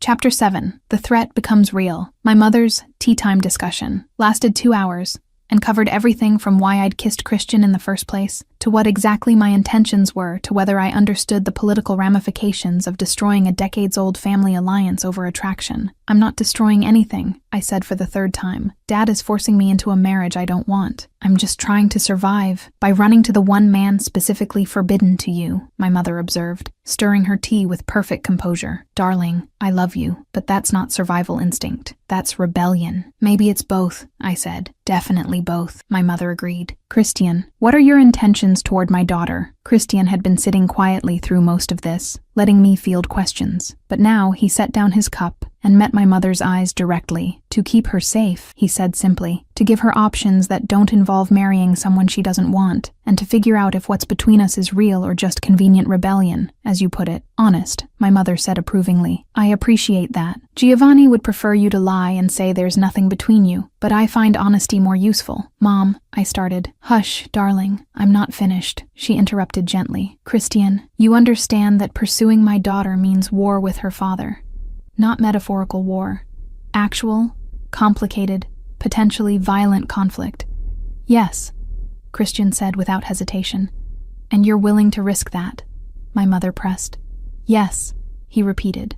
Why? She asked. And don't give me strategic reasoning or political calculations. Why are you willing to fight my husband over my daughter? Christian was quiet for a moment, and I watched him choose his words carefully. Because 5 years ago I promised my dying father I'd stay away from her, he said finally, that I'd protect her by never letting her be exposed to what I was becoming, and I kept that promise. I watched her from a distance, maintained perfect propriety, convinced myself I was doing the right thing. But watching Giovanni force her into this marriage, seeing Luca treat her like property, knowing she's trapped, I can't keep that promise anymore. My father asked me to protect her. This is how I do that now. My mother studied him for a long moment, something complicated passing across her expression. Vincent would have approved. She said finally, he loved you both, and he would have wanted Sienna's happiness more than he wanted some old promise kept. You knew about the promise, I asked. Of course I knew, my mother replied. Vincent told me himself, asked me to watch over both of you. Make sure Giovanni didn't push the issue. I've been running interference with your father for years, darling. Why do you think he only just now forced the Ferrara engagement? The revelation hit hard. You've been protecting me. Someone had to, my mother said pragmatically. Your father sees family as chess pieces. I see family as people. Those are fundamentally incompatible worldviews, but I make it work by choosing my battles carefully. This engagement is one I'm choosing to fight. You're on my side, I asked, something in my chest loosening. I'm always on your side, my mother said. Then even when you make spectacularly complicated decisions like kissing Christian Rossi in a garden with security cameras. That was not my finest moment, I admitted. It was honest, my mother replied. Sometimes honesty matters more than strategy. Now, Christian, tell me honestly, can you actually protect my daughter from the consequences of this? Or are you making promises you can't keep? I can protect her physically, Christian said. I can make sure Luca and anyone else understands that threatening her has consequences. What I can't protect her from is Giovanni's anger,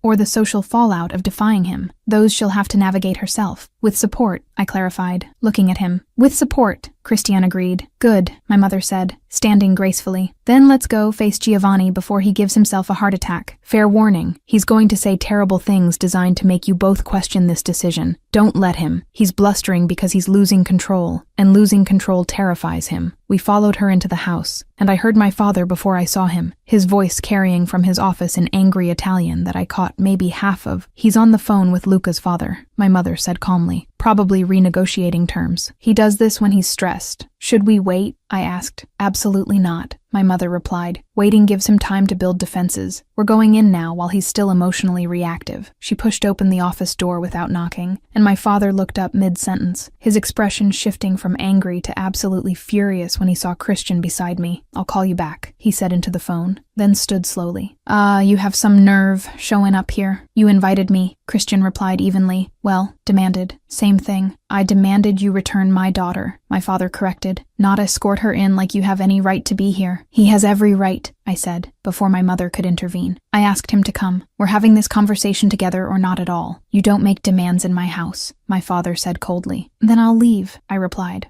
already turning. And you can explain to Luca why your daughter disappeared instead of honoring the engagement you forced on her. Sienna, my father started. No, I interrupted. You threatened to disown me. You forced an engagement I explicitly refused. You gave my phone number to a man who sends threatening texts. So now you get to choose, Dad. You can have a conversation where you treat me like an adult with agency, or you can have a missing daughter and a very angry Don's family asking uncomfortable questions about where I went. My father stared at me like he'd never seen me before, and I watched him recalculate whatever strategy he'd been planning. Sit, he said finally, gesturing to the chairs. All of you. We sat, and for a moment no one spoke, tension thick enough to choke on. The engagement to Luca stands, my father said finally. This isn't negotiable, Sienna. The contracts are already being drawn up. Then tear them up, I said, because I'm not signing anything. You'll sign or you'll be cut off completely, my father said. No money, no family support, no Cavalieri name. You'll be alone. She won't be alone, Christian said quietly, and every head turned toward him. If you disown her, she has resources. She has support. She has me, you, my father said with derision. You think I'm going to let you waltz in and steal my daughter because you've suddenly decided promises don't matter. I think you're going to recognize that forcing Sienna into a marriage she doesn't want makes you the problem,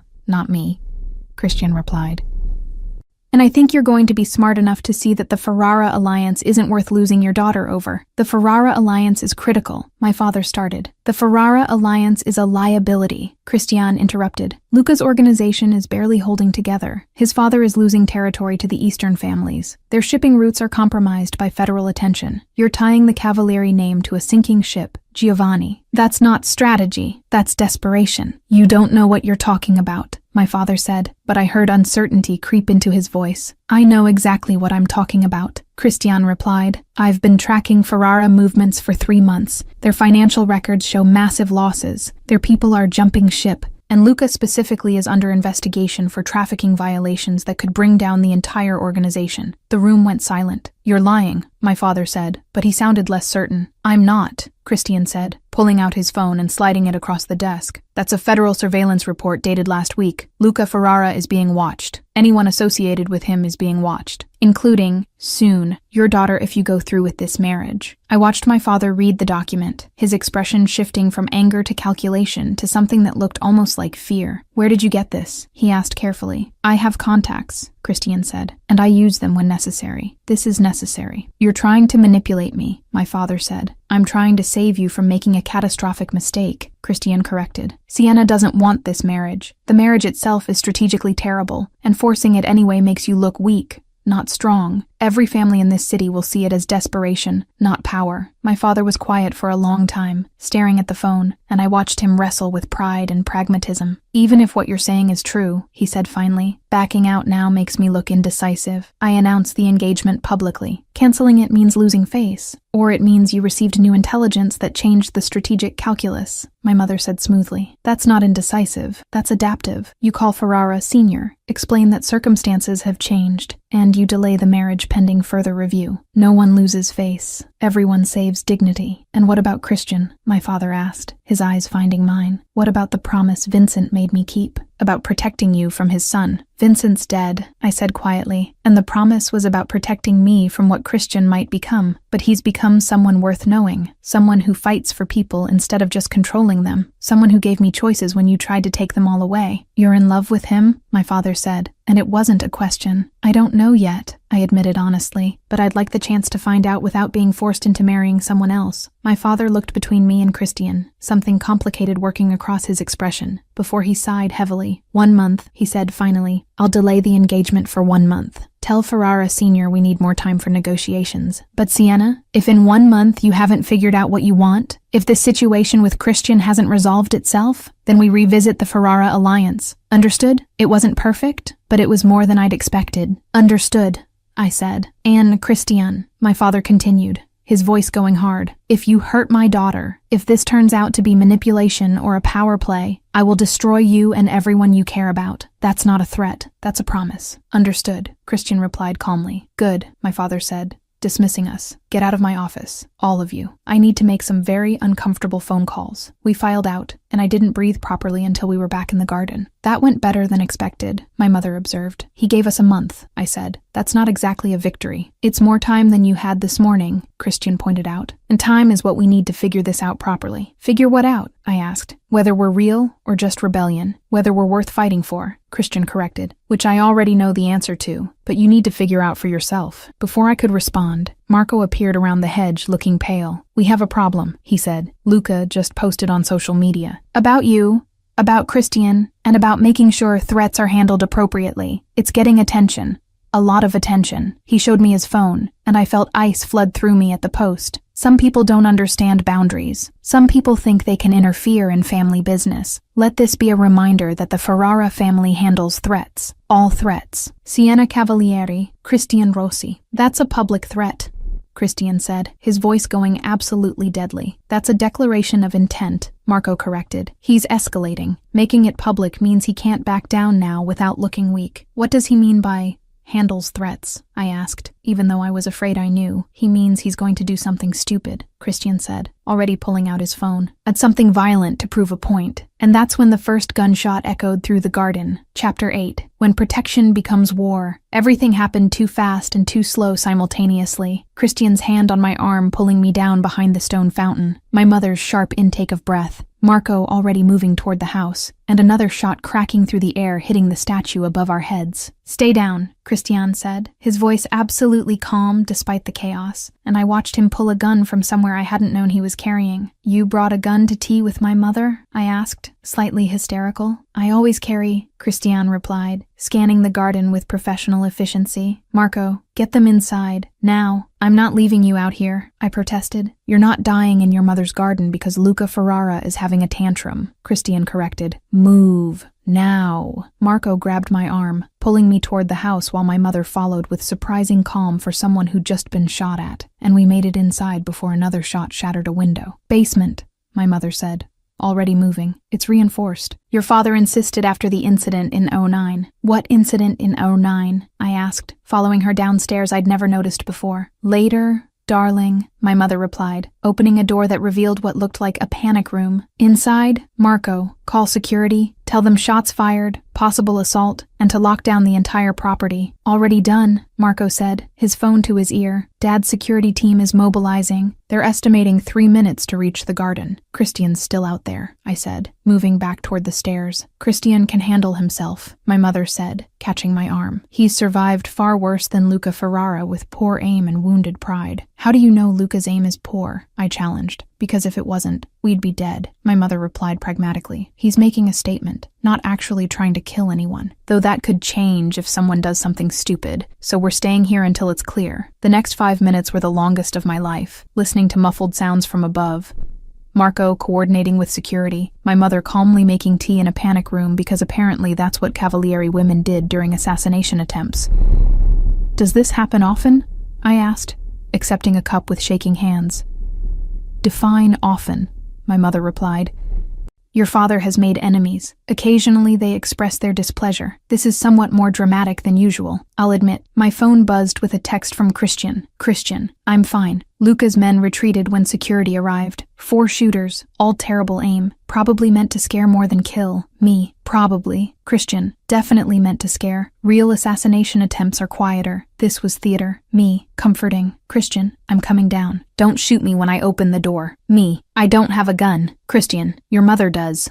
I was talking to her. I turned to find my mother had indeed pulled a small pistol from somewhere and was pointing it at the door with perfect form. "Mom, what? You think I married into this family unarmed?" she asked. "I'm not foolish, darling." The door opened and Christian appeared, completely unruffled except for dirt on his jacket, and my mother lowered the gun. "Status?" she asked. 4 shooters, Ferrara men based on tattoos, already gone by the time security arrived, Christian reported. "They left a message. Literally, pinned to a tree with a knife." "How dramatic," my mother observed. "What did it say? It's back off, or next time we won't miss," Christian said, his expression flat. "Directed at me, not you. Luca's making it clear this is about me interfering, not the family. Except he shot at my daughter," my mother said, her voice going cold in a way I'd never heard before. "In my garden, during tea. That makes it about the family." "Agreed," Christian said, "which is why I'm calling this into the commission. Luca just violated about 17 protocols by bringing violence to a neutral family property during peaceful negotiations. The commission will take weeks to respond," I said. "They'll respond immediately when I tell them Luca Ferrara attempted to kill Giovanni Cavalieri's daughter," Christian corrected. "That's not business rivalry. That's attacking a made man's family. It demands immediate response." "You're using me as leverage," I said. "I'm using the truth as leverage," Christian corrected. "He did attempt to hurt you, whether intentionally or through spectacular incompetence. Either way, it violated rules that even Luca knows better than to break." My father appeared in the doorway looking absolutely murderous, his security chief behind him. "Everyone alive?" he asked tersely. "Alive and angry," my mother confirmed. "Though my rose garden is destroyed." and someone shot my favorite statue. I'll buy you a new statue, my father said, moving to inspect her with careful hands. You're sure you're not hurt? Completely sure, my mother replied gently. Giovanni, we need to discuss the Luca situation. There is no Luca situation anymore, my father said flatly. There's a Luca problem that I'm about to permanently solve. Dad, I started. No, he interrupted, his eyes finding mine. He shot at you, in my home, during negotiations. That's not business, that's personal. And I handle personal threats to my family with permanent solutions. The commission, Christian started, can have what's left when I'm done, my father finished. But Luca Ferrara crossed a line, and I'm going to make sure everyone in this city knows exactly what happens when you threaten a cavaliere. Giovanni, my mother said carefully, perhaps we should think about this strategically. I am thinking strategically, my father interrupted. Strategically, letting an insult like this stand makes us look weak. Every rival family will see it as permission to test our boundaries.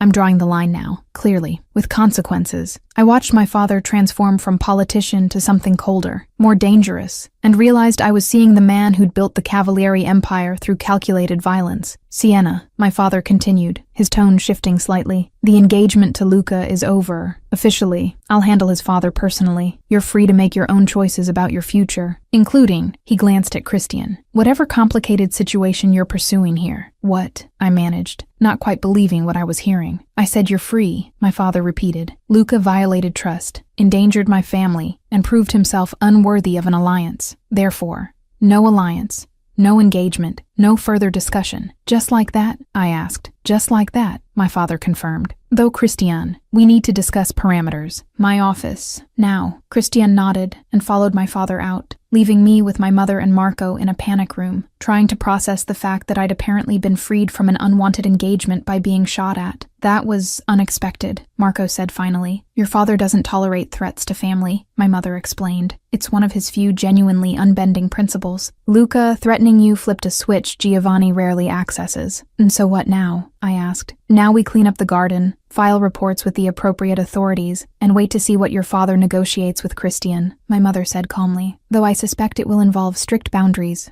and probably surveillance. Surveillance? Darling, you didn't think your father would just let you pursue Christian without oversight, did you? My mother asked. He'll want reassurance that Christian isn't dangerous to you, which means proving intentions, demonstrating commitment, probably a formal courtship period with rules. That sounds medieval, I said. That sounds Italian, my mother corrected. Your father is old-fashioned about certain things. If Christian wants to pursue you properly, he'll have to do it Giovanni's way, which means traditional courtship, family supervision, and proving himself worthy. This is insane, I said. This is how our world works, my mother replied. Be grateful your father is allowing it at all. 2 hours ago, he was threatening to kill Christian. Now he's negotiating terms. That's progress. My phone buzzed with multiple texts.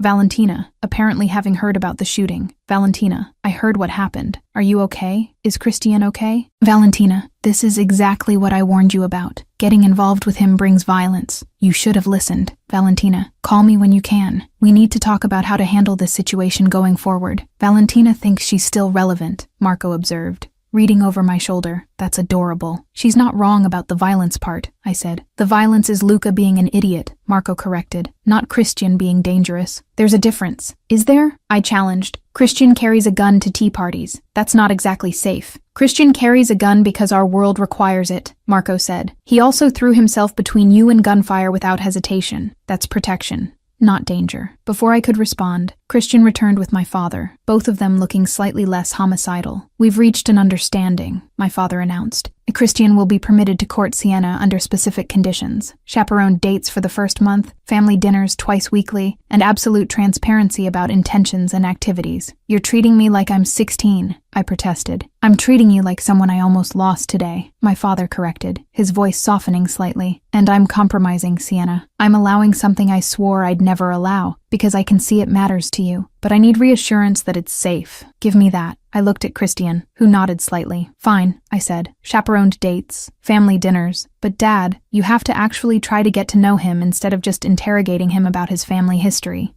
I'll try, my father said, which was probably the best I'd get. Good, my mother said. standing. Now, everyone out of my panic room. I need to speak with the gardeners about the roses. We filed out, and I found myself alone with Christian in the hallway, while Marco went to coordinate with security, and my parents disappeared to handle the administrative nightmare of reporting an attack. Your father wants to kill Luca, Christian said quietly. I convinced him to let the commission handle it, but he's not happy about the compromise. Will the commission actually do anything? I asked. They'll strip Luca of his position, probably exile him, Christian said. It's not death, but it's permanent removal from power. That'll have to be enough. And Valentina? I asked, showing him the texts. Christian's expression darkened as he read. She's positioning herself as concerned friend while subtly blaming me for the violence. Classic manipulation. Should I respond? I asked. No, Christian said firmly. Let her think what she wants. She's not relevant to this anymore. She thinks she is, I pointed out. Then I'll make it clear she's not, Christian replied, pulling out his own phone and typing quickly. What are you doing? I asked. Sending her a message, he said, showing me the text. Christian, Valentina, I appreciate your concern, but my relationship with Sienna is not your business. We never had what you thought we had, and I apologize if I wasn't clear about that earlier. Please respect boundaries going forward. CR, that's harsh, I said. That's necessary, Christian corrected. She needs to hear it directly so she stops inserting herself into situations where she doesn't belong. His phone immediately rang. Valentina calling. Don't answer, I said. I should, Christian replied. Better to handle this now than let it fester. He answered on speaker.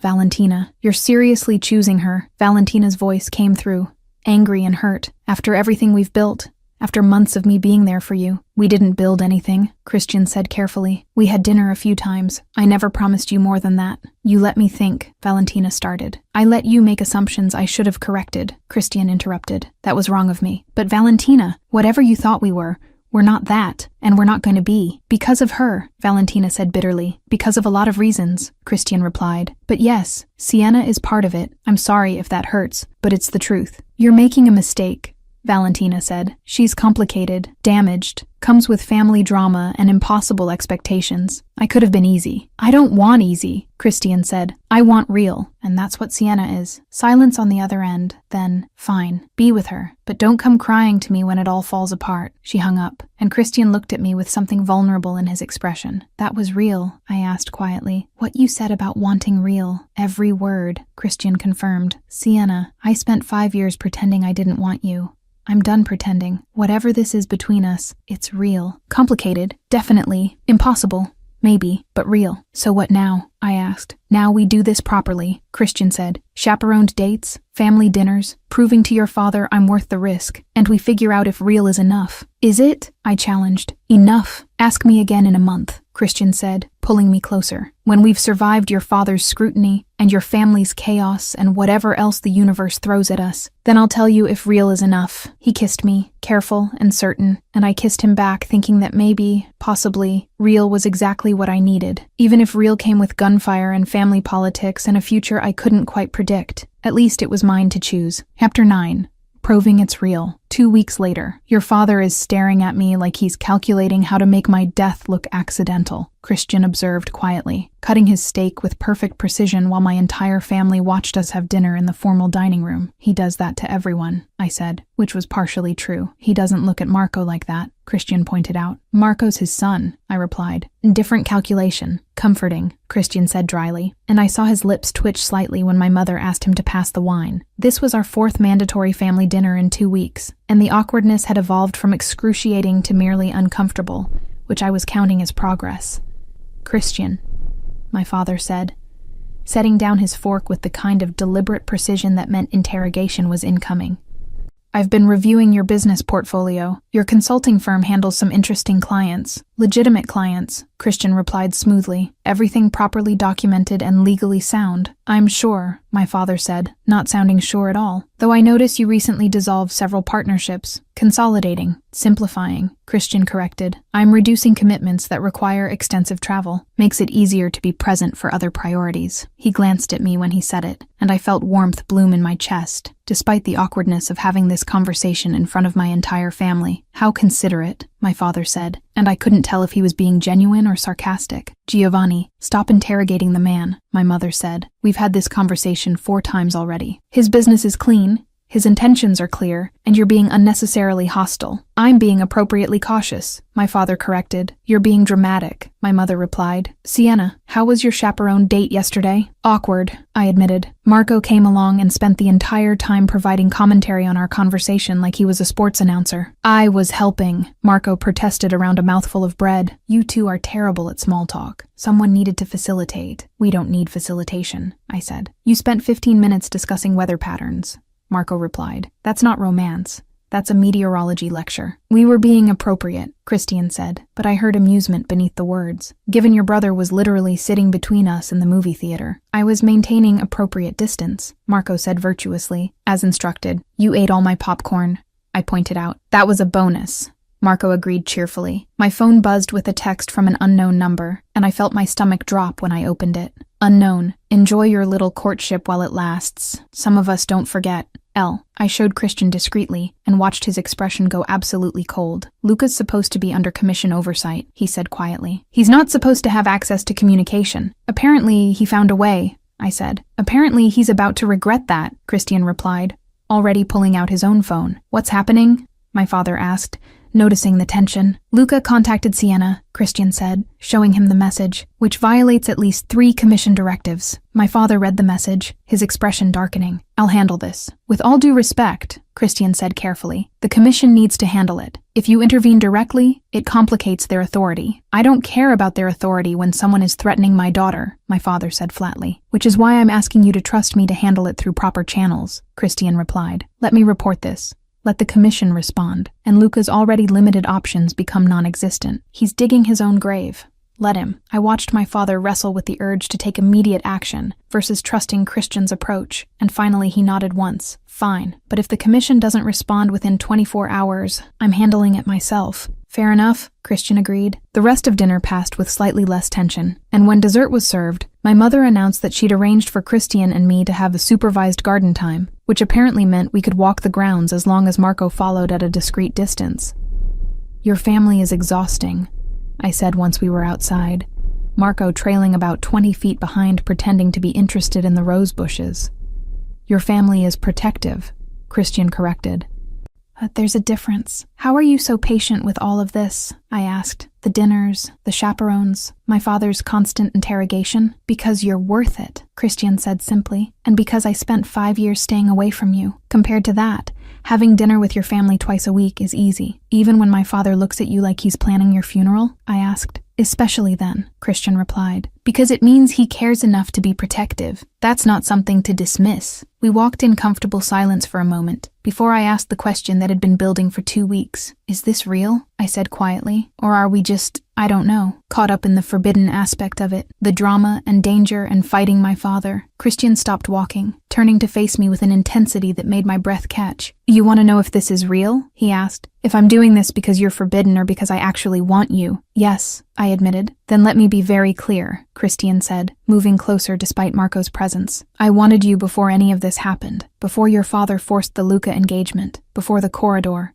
before you even knew I existed in any real way. I've wanted you since you were 20 years old and completely off limits, and that wanting has only gotten more consuming with time. But I'm not finished, he interrupted gently. Yes, the forbidden aspect added urgency. Yes, fighting for you against external pressure made me more aggressive about pursuing this. But Sienna, I would want you in any context, forbidden or allowed, complicated or simple, with your father's approval or without it. You're not a rebellion. You're a choice. The only choice that's ever made sense. The declaration hit hard, stealing my breath, and I felt tears burn behind my eyes that I absolutely refused to let fall with my brother watching. That's real, I managed. That's real, Christian confirmed. Now, do you want to tell me how you feel, or are we pretending this is one-sided? It's not one-sided, I said, surprised by how steady my voice came out. I thought about you for years without admitting I was thinking about you. Noticed things I told myself I wasn't noticing. Wondered why you never looked at me properly and convinced myself it was because I wasn't worth looking at. You were always worth looking at, Christian said roughly. I just couldn't let myself do it. And now? I challenged. Now I can't stop, he replied, his hand coming up to cup my face. And now I look at you and see everything I was too much of a coward to reach for 5 years ago. And I'm trying very hard not to kiss you in your mother's garden with your brother 10 feet away, but you're making it extremely difficult. Marco's seen worse, I said, going up on my toes. That's not reassuring, Christian replied, but he kissed me anyway, careful and controlled despite the heat I felt radiating from him. You two are disgustingly sweet, Marco called from his position by the roses. Also, Dad just appeared at the window. You have approximately 10 seconds before he comes out here. We broke apart, and I turned to see my father indeed standing at the study window watching us with an expression I couldn't quite read. Think he's going to revoke garden privileges? I asked. I think he's considering it, Christian replied, but he kept his hand on my lower back as we walked, making it clear he wasn't apologizing for the kiss. My father met us at the door, his expression carefully neutral. Christian, a word in my study, he said. Sienna, your mother wants to discuss something with you. It was clearly a dismissal, and I watched Christian follow my father inside with a slight amount of trepidation. He's not going to kill him, is he? I asked Marco. Probably not literally, Marco replied, though Dad's been making a lot of phone calls about Christian lately. I think he's running background checks.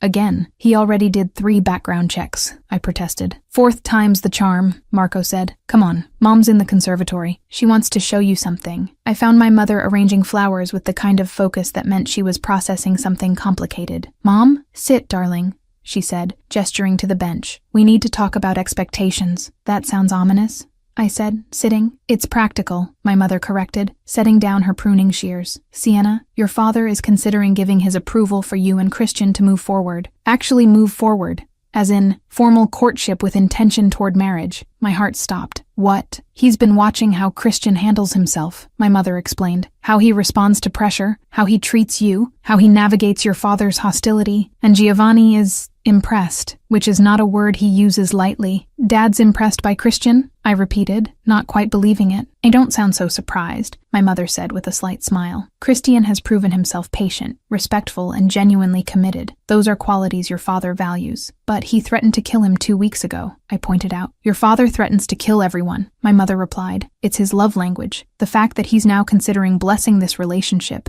instead of actively sabotaging it means Christian has won him over. Mostly, what's the catch?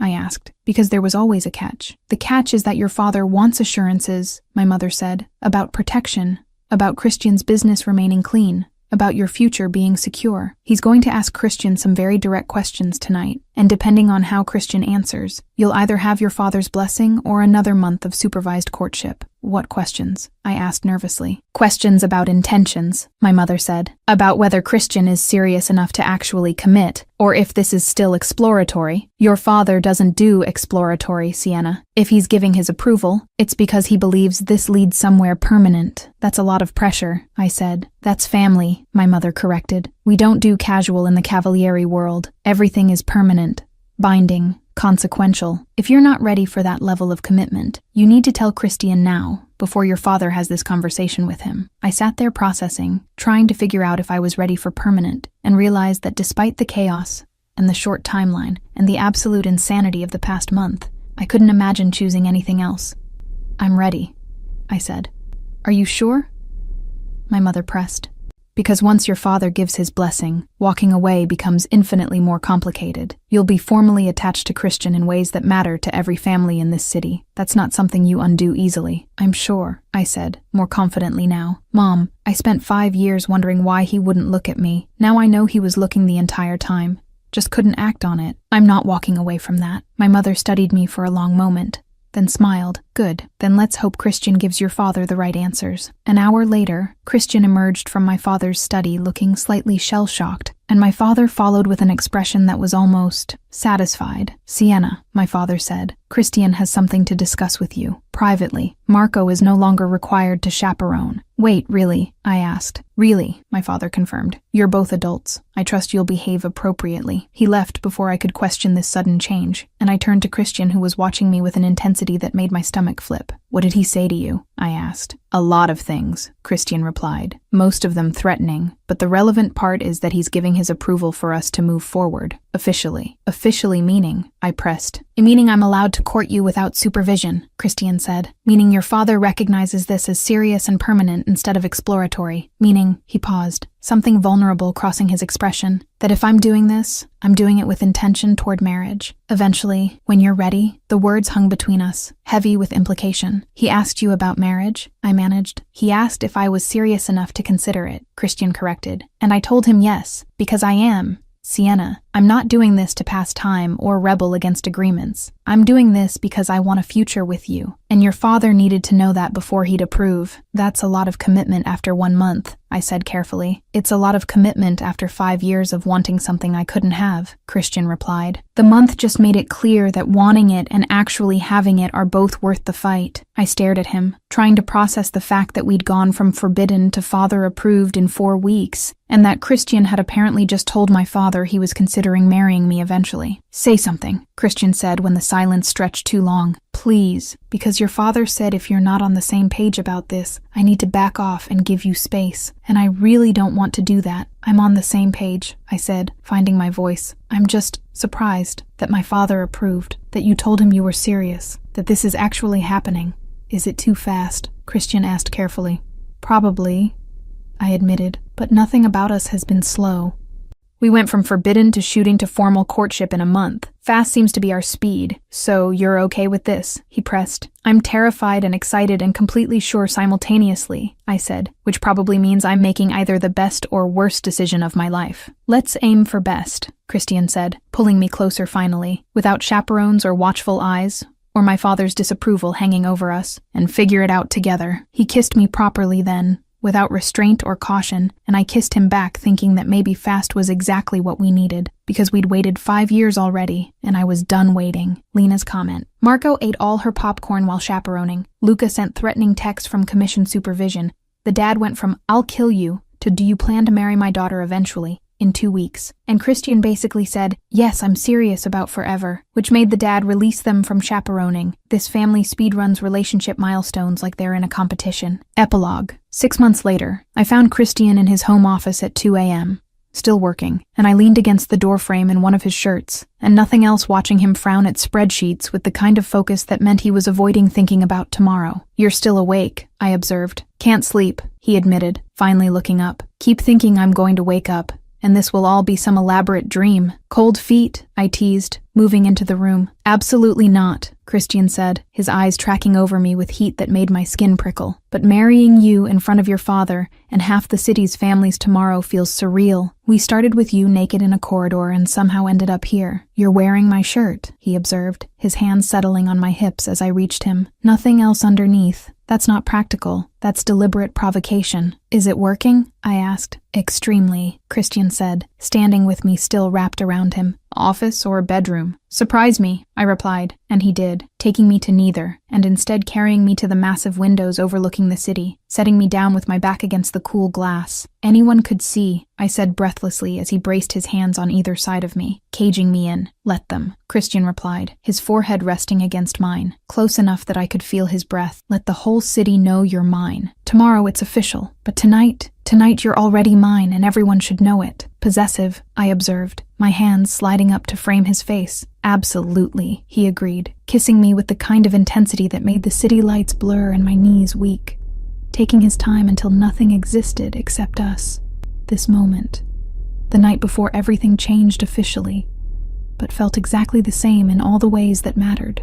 He kissed me until I forgot why I'd come to find him, until the wedding tomorrow felt both impossible and inevitable, until the only certainty was that this, us, was exactly right. Bed, he said finally, his voice rough. You need sleep before tomorrow. So do you, I pointed out. I'll sleep when I stop being terrified this is a dream, he replied, but he carried me to the bedroom anyway, and we fell into bed still tangled together. Later, wrapped in his arms with dawn starting to break, Christian traced patterns on my shoulder with careful fingers. In about 6 hours, I'm going to stand at an altar and promise to love you forever in front of everyone we know, he said quietly. And I need you to know that I mean every word, that this isn't obligation or family pressure or strategic alliance. This is me choosing you, every day, for the rest of my life. I know, I said, turning to face him. I'm choosing you too, even though you're possessive and overprotective and work too much. Especially because of those things, he corrected, pulling me closer. Now sleep. You need rest if you're going to cry at the altar. I'm not crying, I protested. We'll see, he said. The wedding day. The garden ceremony was small by Cavalieri standards, only 70 guests instead of 300, and intimate in ways that actually felt like us instead of family obligation. My mother had transformed the rose garden where we'd first first kissed into something ethereal, all white flowers and soft lighting, and I stood in the house watching Christian wait at the altar through the window, looking devastating in his tux and slightly nervous in a way that made my heart ache. "Ready, Piccola?" my father asked, appearing beside me in his own tux, and I noticed his eyes were already suspiciously bright. "Are you crying already?" I asked.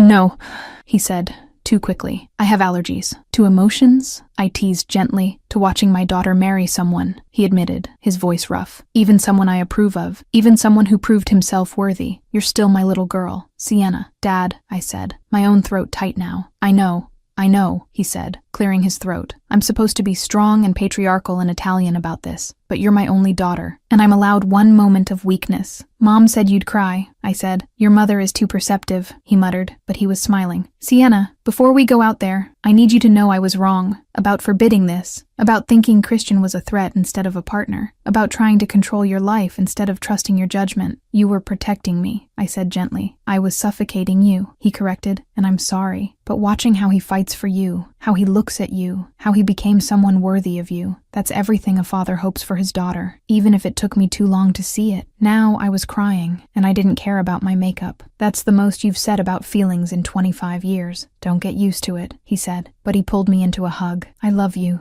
Piccola, and I'm proud of you, of who you've become, of the man you chose, of everything." "I love you too, Dad," I said against his shoulder. "Even when you're impossible, especially when I'm impossible," he corrected, pulling back to wipe his eyes. "Now, let's go before Christian thinks you changed your mind and I have to kill him after all." The walk down the garden aisle felt surreal. Marco standing as Christian's best man, trying not to smile too widely, my mother already dabbing at her eyes, and Christian watching me approach with an expression that made my breath catch. When we reached the altar, my father placed my hand in Christian's with unexpected gentleness. "Take care of her," he said quietly, and I watched a tear actually slide down his cheek. "Or I'll revoke my approval retroactively." "Understood," Christian said, his voice rough with emotion. My father kissed my forehead, nodded once at Christian, and stepped back to stand beside my mother, who immediately handed him tissues.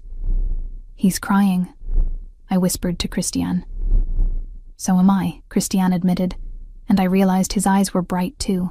"Shh, you're devastating in that dress, though I preferred you in just my shirt at 2 a.m. Christian," I hissed, trying not to laugh. "What? It's true," he said, grinning slightly. "You walked down that aisle and I forgot how to breathe, just like you did pressed against those windows last night." "We're at the altar," I said, blushing. "Behave." "Never," he replied. The officiant cleared his throat, clearly trying not to smile. "Shall we begin?" The ceremony was short, traditional vows with a few personalized additions about corridors and chaos, and choosing each other despite every reason not to. And when we got to the kiss, Christian pulled me close with the kind of controlled intensity that made me forget we had an audience. "Married," he said against my lips. "Finally, officially mine. Was 6 months of courtship not enough?" I teased. 5 years too long," he corrected, and kissed me again while everyone applauded, and my father wiped his eyes with the tissues my mother kept supplying. At the reception, my father pulled Christian aside for what looked like a serious conversation, and I watched nervously until they both laughed and embraced. "What did he say?" I asked when Christian returned. "That if I hurt you, he'll still kill me. Marriage or not," Christian replied. "But that he's glad it's me. That he trusts me with the most important thing in his world, and that he saw us at the windows last night." "He what?" I asked,